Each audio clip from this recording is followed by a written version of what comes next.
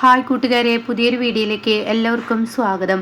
അങ്ങനെ ഗൗതമും നിധിയും ആ ഒരു എഗ്രിമെൻറ്റിൽ ഒപ്പിടാൻ വന്നിരിക്കുകയാണ് കേട്ടോ.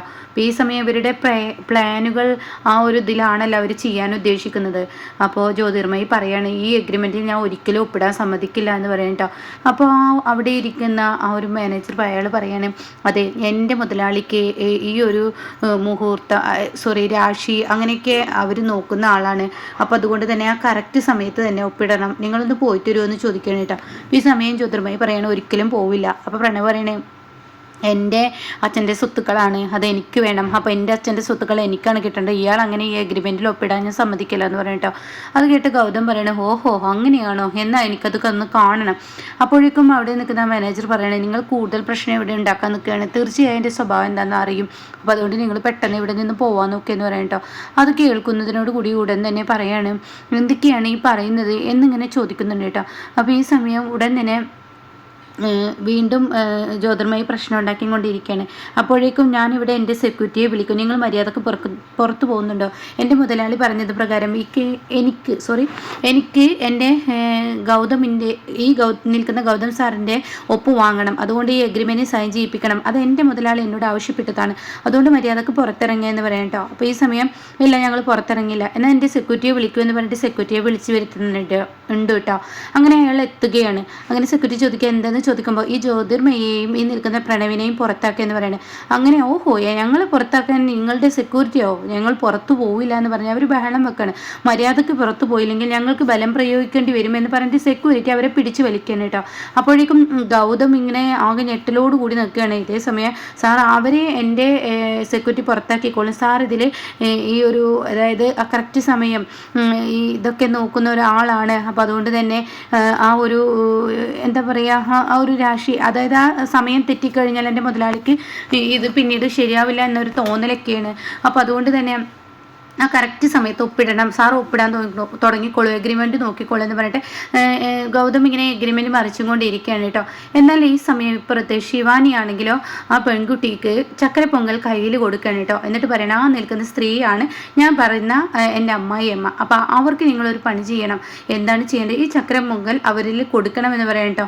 അയ്യോ, ഞാനത് കൊടുത്താൽ വാങ്ങുമോ? അതെ, എന്താഗ്രഹം നിറവേറാനുള്ള ആ ഒരു ചക്കര പൊങ്കലാണ് ഇതിവിടെ ഉണ്ടാക്കിയതാണ്, ഇവിടുത്തെ നിവേദ്യം ാണെന്നോ അങ്ങനെ എന്തെങ്കിലുമൊക്കെ പറഞ്ഞിട്ട് തൻ്റെ മിടുക്ക് പോലെ താൻ കൊടുക്കുമെന്ന് പറയാം കേട്ടോ. ശരി, എന്നെ ഏൽപ്പിച്ച് ജോലി ചെയ്യുക എന്നുള്ളതാണ് എൻ്റെ ഉത്തരവാദിത്വം, അതുകൊണ്ട് ഞാനത് ചെയ്തോളാം എന്ന് പറഞ്ഞിട്ട് പാറുവിൻ്റെ അരികിലോട്ട് പോവാണ് കേട്ടോ. ഇതേ സമയം ഗൗതമാണെങ്കിലോ ആ പേപ്പറുകൾ ഓരോന്നായി ഇങ്ങനെ ഒപ്പിട്ടിട്ടല്ല വായിച്ചു തുടങ്ങുകയാണ് കേട്ടോ. അപ്പോഴാണ് ഇപ്പുറത്ത് ജ്യോതിർമയും പ്രണവും പോവാൻ കൂട്ടാക്കില്ല, ആ ഡോറിൻ്റെ അടുത്ത് നിന്നിട്ട് ഇനി അതിൽ ഒപ്പിട്ടാലുണ്ടല്ലോ ഞങ്ങളുടെ സ്വഭാവം മാറും, ഞങ്ങൾക്ക് കിട്ടേണ്ടതാണ് എന്ന് ജ്യോതിർമയി പറയണം. അപ്പോൾ ഈ സമയം പ്രണവ് പറയണേ, എൻ്റെ അച്ഛൻ്റെ സ്വത്തുക്കൾ നീ മാത്രം അങ്ങ് വിഴുങ്ങുക എന്നുണ്ടെങ്കിൽ അത് ഒരിക്കലും നടക്കില്ല, അതിന് ഞാൻ അനുവദിക്കില്ല എന്ന് പറഞ്ഞിട്ട് ഇപ്പുറത്ത് ഇവരും പറയുന്നുണ്ട് കേട്ടോ. അപ്പോൾ ഈ ബഹളമൊക്കെ കേട്ടിട്ട് ഇവർക്ക് നന്നായി ഈ പേപ്പറിലോട്ട് നോക്കാൻ കഴിയുന്നില്ല കേട്ടോ. അപ്പം നിധി ഇങ്ങനെ ഇടയ്ക്കിടയ്ക്ക് അവരോട്ട് നോക്കുന്നുണ്ട്. ഇതേ സമയം ഗൗതമാണെങ്കിൽ ആ പേപ്പറുകൾ ഇങ്ങനെ നോക്കുകയാണ്. അപ്പോൾ ഗൗതമിനോട് നിധി പറയാണ്, അവിടെ നടക്കുന്നതൊന്നും മൈൻഡ് ആക്കണ്ട, നീ ഗൗതം എന്തായാലും ആ എഗ്രിമെൻറ്റ് വായിക്ക്, എന്നിട്ട് ഒപ്പിടാൻ നോക്കിയെന്ന് പറയട്ടോ. ഇത് കേൾക്കുന്ന ജ്യോതിർമയി ഒന്ന് ഞെട്ടിപ്പോവാണ്. ഈശ്വര, ഇവിടെ എന്തായി പറഞ്ഞു കൊടുക്കുന്നത്, ഇത് എഗ്രിമെൻറ്റ് വായിക്കാൻ പറഞ്ഞു കഴിഞ്ഞാൽ പിന്നീട് പ്രശ്നമാവില്ല, താൻ വെച്ച ആ എഗ്രിമെൻറ്റ് ഉണ്ടല്ലോ, ഇടയിൽ കയറ്റിയ പേപ്പേഴ്സുകളുണ്ടല്ലോ, അതെന്തായാലും കാണുമെന്ന് മനസ്സിലാക്കണം കേട്ടോ. അങ്ങനെ ഈ സമയം ഇപ്പുറത്താണെങ്കിലോ പാറുവിന് ഈ നിവേദ്യം കൊണ്ടേ കൊടുക്കാൻ വേണ്ടി ആ പെൺകുട്ടി ചെല്ലുകയാണ്. അപ്പോൾ ആ പെൺകുട്ടിയെ കണ്ട ഉടനെ പാറു ചോദിക്കുക, എന്താണെന്ന് ചോദിക്കുക. അതെ, ഞാൻ ഈ ഒരു അമ്പലത്തിൽ ഈ ഒരു നിവേദ്യം ഉണ്ട്, ആൻറ്റി ഇവിടെ വന്നിരിക്കുന്നത് ഈ നിവേദ്യം കഴിച്ചിട്ടില്ലേ എന്ന് ചോദിക്കുമ്പോൾ എന്താണെന്ന് ചോദിക്കുകയാണ്. അപ്പോൾ ഉടൻ തന്നെ പറയണത്, അതെ, ഈ നിവേദ്യം ആൻറ്റി കഴിക്കണം, ആൻറ്റിയുടെ ഏത് ആഗ്രഹവും നടക്കും, ഇവിടെ എല്ലാവർക്കും കൊടുക്കുന്നതാണ്, ഈ ചക്കരപ്പൊങ്കൽ കഴിക്കുക എന്ന് പറഞ്ഞിട്ട് കൊടുക്കുമ്പോൾ ശരി മോളെ ഞാനിത് കഴിച്ചോളാം എന്ന് പറഞ്ഞിട്ട് പെട്ടെന്ന് വാങ്ങിയിട്ട് ഇങ്ങനെ വാങ്ങുകയാണ്. അപ്പോൾ അത് കാണുന്ന ശിവാനിക്ക് ഭയങ്കര സന്തോഷമാണ്.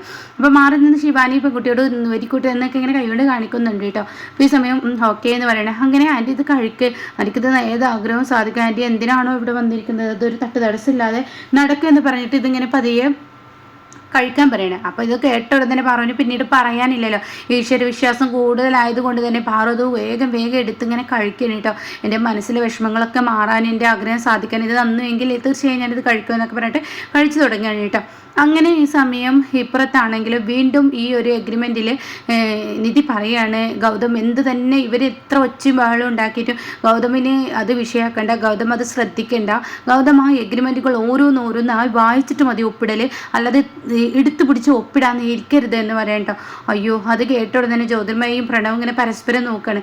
അപ്പോൾ ഈ ഒത്തു കളിച്ച് ഇവരും ഉണ്ടല്ലോ, അതായത് വെറുതെ ഈ ഒരു രാഹുലത്തിൻ്റെ സമയമൊക്കെ പറഞ്ഞിട്ട് ആ സമയം തെറ്റിക്കഴിഞ്ഞാൽ പ്രശ്നമാണെന്നൊക്കെ പറഞ്ഞിട്ട് ആ പറഞ്ഞു നിൽക്കുന്ന മാനേജർ അടക്കം ഇവരുടെ കൂടെയാണെന്ന് ഗൗതമിന് അറിയില്ല. അപ്പോൾ ഗൗതമിന് ഈ ഒരു നിധി ഇത് പറഞ്ഞു കൊടുത്ത ഗൗതം ഈ എഗ്രിമെൻ്റ് വായിച്ചാൽ തീർച്ചയായും തൻ്റെ കള്ളക്കളി ഇവിടെ പിടിക്കപ്പെടും. താൻ ഇതിൽ കളിച്ചതാണെന്നും ഈ ഇടയിൽ പേപ്പർ കയറ്റിയതാണെന്നും മനസ്സിലാക്കും. അത് പാടില്ലല്ലോ എന്നുള്ള ലെവലിൽ ജ്യോതിർമയെ ഇങ്ങനെ നോക്കാൻ കേട്ടോ. താൻ ജയിലിൽ പോകേണ്ട അവസ്ഥ വരുമെന്നും പിടിച്ച് അയാളിങ്ങനെ നോക്കുമ്പോൾ ജ്യോതിർമയ ഈശ്വര ഇവിടെ എന്താ ഈ പറഞ്ഞു കൊടുത്തിരിക്കുന്നത്. അങ്ങനെ ഗൗതം ഓരോ പേപ്പറുകൾ ഓരോന്നോരോന്ന് ഇങ്ങനെ വായിച്ച് മറിച്ച് തുടങ്ങണം.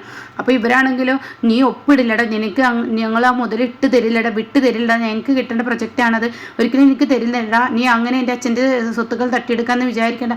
അപ്പോൾ ഗൗതം പറയണേ, ഞാൻ ഒന്ന് വായ അടക്കട എന്ന് പറയുന്നത്. അപ്പം നിധി പറയണേ, മിണ്ടാതിരിക്കുക ഗൗതം ആ പേപ്പറിൽ ശ്രദ്ധിക്കുക, ബാക്കിയൊക്കെ ഞാൻ നോക്കിക്കോളാം, അവരെന്താ വെച്ചാൽ പറഞ്ഞോട്ടെ എന്ന് പറയണം.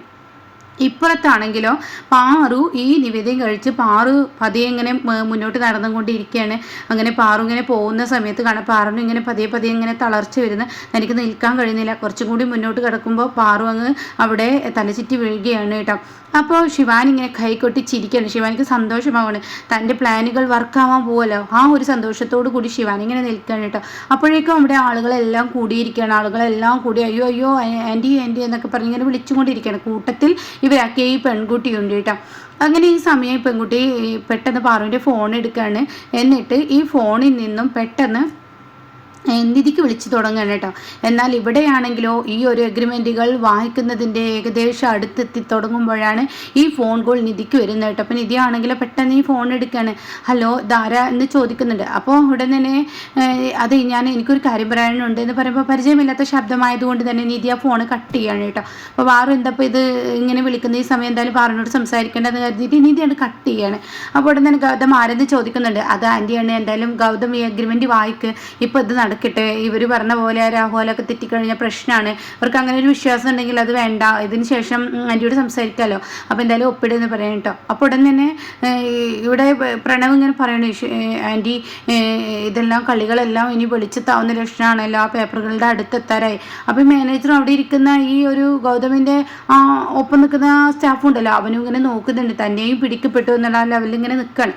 അപ്പോൾ ഗൗതം ഈ പേപ്പർ മറിക്കുന്ന സമയത്ത് ഇതിക്ക് വീണ്ടും പാറുവിൽ നിന്നും ഫോൺ വരികയാണ്. അപ്പോൾ ഉടൻ തന്നെ ഹലോ, നിങ്ങൾ എന്താ ഫോൺ എടുക്കാത്ത, നിങ്ങൾ ഈ വിളിക്കുന്ന വ്യക്തി ആരാണെങ്കിലും ഈ ഫോണിൻ്റെ ഉടമ തലചുറ്റി വീണ് എന്ത് എന്ന് പറഞ്ഞിട്ട് നിധി പെട്ടെന്ന് പുറത്ത് പോവാണ് കേട്ടോ. അങ്ങനെ നിധി പുറത്ത് നിന്ന് സംസാരിക്കണം. ഇതേസമയം ഗൗതമാണെങ്കിലോ ഓരോ പേപ്പറുകൾ ഇങ്ങനെ വായിച്ചു തുടങ്ങുകയാണ്. അപ്പോഴാണ് ഇവിടെയാണെങ്കിലോ നിധിയോട് പറയാണ്, നിങ്ങളെ പാറു എന്ന് പറയുന്ന നിങ്ങളുടെ ഇവിടെ ഒരു സ്ത്രീ തലചുറ്റി വീണിരിക്കുന്നു. അപ്പോൾ അവരുടെ ഫോണാണ്, അതിൽ ആദ്യം കണ്ട നമ്പർ നിധി എന്നാണ്. അപ്പോൾ ആ നമ്പറിലോട്ട് വിളിച്ചു നോക്കിയതാണ്. അപ്പോൾ ഉടൻ തന്നെ നിങ്ങളാരാ, അത് ഞാൻ പറഞ്ഞല്ലോ, നിങ്ങൾ ആരാ എന്താണെന്നൊന്നും ഞാൻ പറഞ്ഞാൽ നിങ്ങൾക്ക് മനസ്സിലാവില്ല, അമ്പലത്തിൽ ഇങ്ങനെ ഒരാൾ തലയേറ്റി കിടക്കുന്നുണ്ട്, അവരുടെ ഫോണ് ഞങ്ങൾ തുറന്ന് നോക്കി വിളിച്ചതാണ്. അപ്പോൾ തന്നെ നിധി പറയണേ, വീഡിയോ കോളിൽ കാണിച്ചു തരാൻ പറ്റുമോ എന്ന് ചോദിക്കാൻ നിധിക്ക് സംശയം വരികയാണ്. ഇതെന്തൊക്കെയോ ഒരു പ്ലാനുകളാണെന്ന് നിധിക്ക് തോന്നിയിട്ട് അപ്പോൾ ഉടൻ തന്നെ ശരി ഞങ്ങൾ വീഡിയോ കോളിൽ കാണിച്ചു തരാമെന്ന് പറഞ്ഞിട്ട് പാറുവിനെ കാണിച്ചു കൊടുക്കുമ്പോൾ പാറു ഇങ്ങനെ തറയിൽ കിടക്കുന്ന കേട്ടോ. ആ രംഗം കാണുന്നതിനോട് കൂടി ഇഷ്ടം, എൻ്റെ ആൻറ്റിക്ക് എന്താ പറ്റിയത്, എന്താണ് ഇത് എന്ന് ചോദിക്കുന്നുണ്ട്. അപ്പോൾ ഉടൻ തന്നെ അവിടുത്തെ അമ്പല പ്രസിഡന്റ് വരികയാണ്. അപ്പോൾ അവർ പറയണം, ഇവരിപ്പോൾ ഇവിടെ അമ്പലത്തിൽ ഇത്രയും നേരം ഇവിടുത്തെ പൂജയും കാര്യമൊക്കെ കഴിഞ്ഞിട്ട് ഇവർ പോകുന്ന വഴിക്കാണ് ഇവർക്ക് ഇത് സംഭവിച്ചിരിക്കുന്നത്. അപ്പോൾ ഉടൻ തന്നെ നിധി പറയണേ, നിങ്ങൾ പെട്ടെന്നൊന്ന് ഹോസ്പിറ്റലിൽ എത്തിക്കാൻ നോക്കുമോ, ഞാൻ ഇപ്പോൾ വരാമെന്ന് പറയാണ്. അങ്ങനെ ഫോൺ കട്ട് ചെയ്ത് നിധി ഗൗതമിനോട് പറയാതെ പോവുകയാണ് കേട്ടോ. നിധി അങ്ങ് പോയി എന്ന് കാണുന്നതിനോടുകൂടി ജ്യോതിർമയി പറയണം, എടോ താൻ ആ എഗ്രിമെൻറ്റിൽ ഒപ്പിട്ടാലുണ്ടല്ലോ, എടാ ഗൗതം നിന്നെ ഞാൻ ഇല്ലാതാക്കും. അപ്പോഴേക്കും പ്രണവ് പറയണേ, നിനക്കതിന് ഒരിക്കലും അതിൽ ഒപ്പിടാൻ കഴിയില്ല, നീ എത്ര വായിച്ച് നോക്കാൻ നിന്നിട്ടും കാര്യമില്ല, നിനക്കതിൽ ഒപ്പിടാൻ കഴിയില്ല, നീ ഒപ്പിട്ടാൽ നിൻ്റെ കൈ ഞാൻ വിട്ടു, എൻ്റെ അച്ഛൻ്റെ സ്വത്തുക്കളാണോ, അത് ഉറപ്പുള്ള കാര്യമാണ്. അപ്പോൾ ജ്യോതിർമയി പറയുന്നത് ശരിയാണ്, ഇത്രയും വലിയൊരു ഈ ഒരു എഗ്രിമെൻറ്റ്, അതായത് ഈ ഒരു പ്രൊജക്റ്റ് നിനക്ക് ഡീൽ ചെയ്യാൻ കഴിയില്ല എന്ന് ജ്യോതിർമയും പറയട്ടോ. അത് കേൾക്കുന്ന ഗൗതം പിന്നീടുള്ള പേപ്പറുകൾ വായിക്കാൻ നിൽക്കില്ല. ഓഹോ അങ്ങനെയാണോ, എങ്കിൽ ഞാൻ നിങ്ങളുടെ മുന്നിൽ ഇപ്പം തന്നെ ഇനി വായിച്ചു നോക്കാൻ നിൽക്കുന്നില്ല, ഇപ്പം തന്നെ ഈ എഗ്രിമെൻറ്റുകൾ ഒപ്പിടാന്ന് പറഞ്ഞിട്ട് ഗൗതം പിന്നീട് വായിക്കില്ല, എല്ലാ പേപ്പേഴ്സുകളിലും ഒപ്പിടാൻ നിൽക്കണം കേട്ടോ. അപ്പം ഇങ്ങനെയൊക്കെയുള്ള ഒരു എപ്പിസോഡാണ് ഇനി എത്തുന്നത് കേട്ടോ.